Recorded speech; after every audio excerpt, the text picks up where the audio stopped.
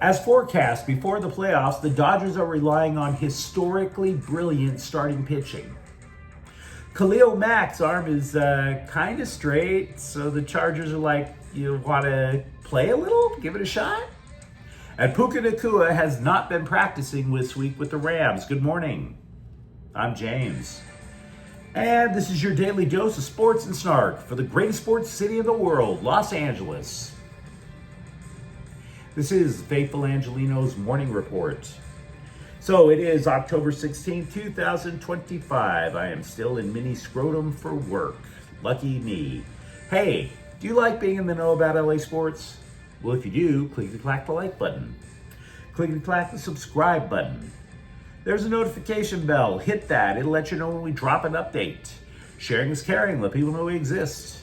And comment if you choose.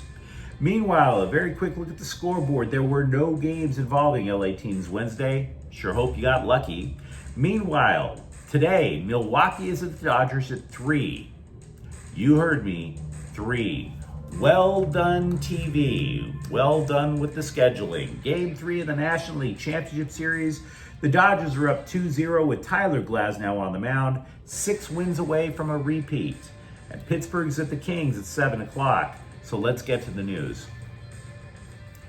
Going into the playoffs, it was kind of obvious. It was gross, actually. You're watching the Dodger bullpen just douse themselves with gasoline and self-immolating. Pretty intense. And because of that, I was suggesting that the Dodgers had no choice but to either have their starters go longer or continue to have them pitch 4 or 5 innings and then bring in yet another starting pitcher to finish the job. It was as if these guys were waiting all year just to save their energy, just to blow up during the playoffs. Because the front office chose the first. The starting pitchers are just letting it rip in October. And I do realize people use the word historic too often, right? Hey everybody, my kid just used the bathroom by herself for the first time. Historic.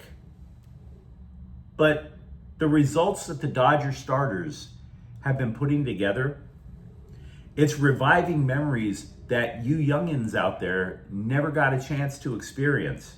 Now, before we get into the history of it, know this. Dodger starting pitching has gone 6-1 with a 1.54 ERA in the playoffs. An on-base percentage of 122. But wait, there's more. Expand the window outside the playoffs. Include all of September and the ERA drops to 1.18. In that month and a half, they've allowed just 3 hits per game. By the way, say hello to the locals. Love having them out here in Minnesota. My point with all of this is you've got to appreciate this run that the Dodger starters have been on while you can. For decades, the Dodger calling card was dominant starting pitching, just completing games. Put a guy out there, you knew you were going to get 9. Now, when was the last time you even thought that was a possibility? That's what made Yoshinobu Yamamoto's complete game on Tuesday, plus Blake Snell's 8 innings on Monday, such a shocker. Here's some callbacks. The last time Dodger starters each went 8 innings in back-to-back playoff games, Oral Hershiser and Tim Belcher in 1988. Try this on for size. The last time Dodger starters went at least 8 innings and won the first 2 games of a playoff series. Fernando Valenzuela and Jerry Royce in 1981. That goes back to when I thought I had a future. That goes back to when I thought there's no way in hell I'd be watching the homeless walk back and forth outside my window while I'm on the road trying to get some money, sleeping in a crack house outside of Minneapolis. So yeah, this kind of warms whatever passes for a heart before real life steps in. That's why it's historic. Meanwhile, the Chargers have opened a window for Khalil Mack to return to the active roster. He's been on injured reserve for the last 4 weeks. This means that he could play against Indianapolis on Sunday. He was placed on IR in week 2 after his elbow went in the exact worst direction possible, which is great. Injured reserve is not just enough time for Khalil Mack to potentially heal. It's enough time for us to stop puking when we look at that replay on TV. Now, the Daily News, they ran a photo of Mack. And I'm here to tell you, he doesn't look as good as new.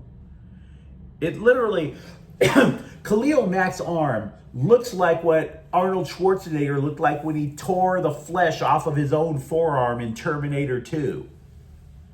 The arm's in a brace, right? The brace is so thick, it made him look like a damn cyborg. So playing this weekend is not exactly a sure thing. But make no mistake, the Chargers could use him. They've allowed 27 points in each of the last 2 games. No offense to Bud Dupree, but sometimes next man up doesn't exactly work out. Kind of a drop-off when you're allowing 27 a game. Meanwhile, with the Rams, Puka Nacua hasn't practiced this week, thanks to that gimpy ankle. Sean McVay said he doesn't know if Nacua will be practicing at all. There just isn't a lengthy history of NFL players skipping practice all week and then showing up and balling out on Sunday, by the way. Said McVay, quote, "I think it'd probably be tough to say. I certainly don't want to pigeonhole myself into a kind of an approach like that, but I think that you would like him to be able to practice," unquote. No duh. And that has made everybody wonder what the Rams are going to do. I realize the possibility of not having Nacua is inspiring all kinds of predictions, all the predicting, all the punditry. One that has made the rounds with bloggers is something from ESPN analyst Mina Kimes, that the Rams should ditch 11 personnel and go with 12 personnel, a 2 tight end offense. Now, before we take this apart, I want to be clear. Women are absolutely welcome to talk football. I worked alongside with one of the first female NFL beat writers back when I was a scribe. Katie Cassidy of the San Bernardino Sun, God rest her soul. And she knew her football. She wasn't the first, by the way. The first female NFL beat writer, Leslie Visser, was the first. Katie was one of the first. She knew her football, and she had to know her football because when you're one of the first, everybody looks at you with suspicion. People were looking to trip her up like it was an affirmative action only hire. She knew her football. Here's with Kimes, though. She started her career as a reporter, business, not sports, but whatever. She started her career as a reporter, and yet she's not being a reporter. That's my problem with Mina Kimes. Right? Give you an example. She's been a color commentator for Rams preseason games. So, did she cultivate sources on the coaching staff? Or did she just put on makeup and a blazer and, smile for the camera? Guess what she did? She chose the latter. Because if she had cultivated sources, she would have had a guy go, "Hey, listen, we're going to use rookie Terrence Ferguson and go 2 tight ends." But that didn't happen. Mina Kimes simply threw out her opinion. She didn't call anybody with the Rams. She spent months with the Rams during preseason. Didn't do it. She just flew in and just talked and left. That's my problem with this. Because to ask sources would be practicing journalism. ESPN hasn't practiced journalism since Bill Clinton got impeached for staining dresses. Now, 12 personnel is not a terrible thing to ask the coaches about. But here's why it's a bad idea to speculate that the Rams are going to go with 12 personnel. Ferguson has 1 catch this year, guys. 1.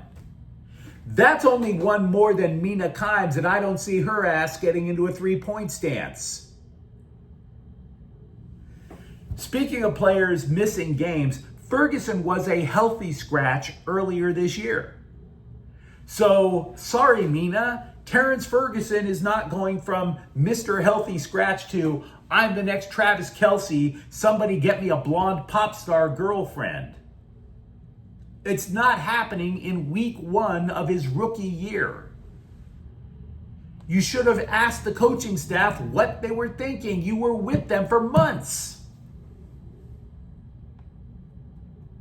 So no, I do not believe that the Rams are going to totally change the playbook. They might, but it would have helped if you asked. All offseason long with the Rams, the scribes, they took the Rams to task for not upgrading at cornerback, and yet, have you noticed it hasn't bitten them in the ass yet? We've been giving you one reason, that the Rams pushed all their assets in on creating this massive pass rush, just totally dominant. But there's a little bit more to it if you're a fan of X's and O's, the chess game of football, if you will. The Rams play a lot of cover 3. 3 deep defensive backs. They play it 41% of the time. The only teams that run cover 3 more are Atlanta and Vegas. Here's what cover 3 allows you to do. If you have your safeties playing back, your corners actually can play up and press the receiver. If the wide receiver beats the corner, he's going to have a lot of help on the back. Now, of course, to beat a corner that's pressing up on the line of scrimmage, it takes additional time to get open, which in turn lets that pass rush have a shot. I'm saying this to you because keep that in mind when the Rams play Jacksonville on Sunday. Trevor Lawrence last week was sacked 6 times. There's a reason for that. The Kings brought back goalie Phoenix Copley. They reacquired him from Tampon Bay for future considerations. The Lightning picked up Copley off waivers about 2 weeks ago. And not a bad idea.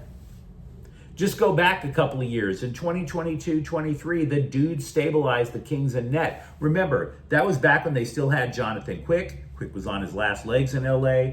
Cal Peterson didn't pan out as the future. They were both struggling. Copley boosted the Kings to get into the playoffs. Now, last year, he spent almost the entire season in the Inland Empire, which is a hell of a thank you, I might add. The Kings sent goalie Eric Portillo to Ontario to make room. The upshot is this. The Kings tried to sneak Copley through waivers, and they got surprised. He's going to be the number 2 guy on the depth chart because Darcy Kemper is recovering from the dreaded lower body injury. Ty Lue was asked if Kawhi Leonard's commitment to load management is just as strong as his commitment to doing nothing on sponsorship deals. Will Leonard play in back-to-back Clipper games on the schedule? To which Lue replied, quote, "We are not going to answer that right now. It's a good question, but we don't know that right now," unquote. So when that first back-to-back pops up for the Clippers on November 4th, I think we can all make an educated guess that Leonard's going to give it a hard pass. Just saying.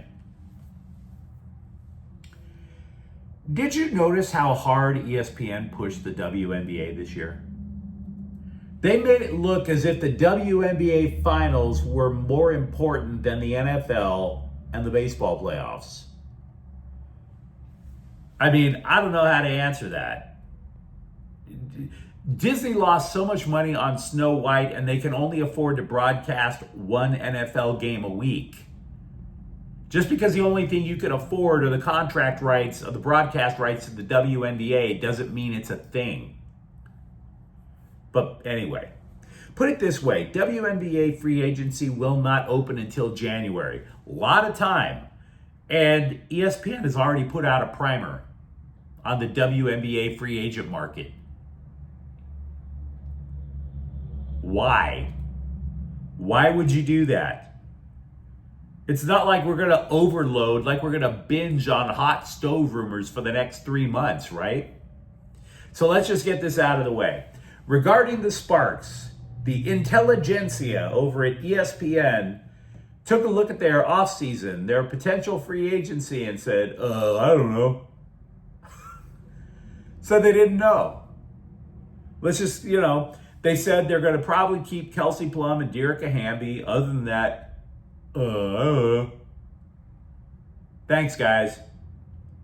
Thanks for your WNBA insights.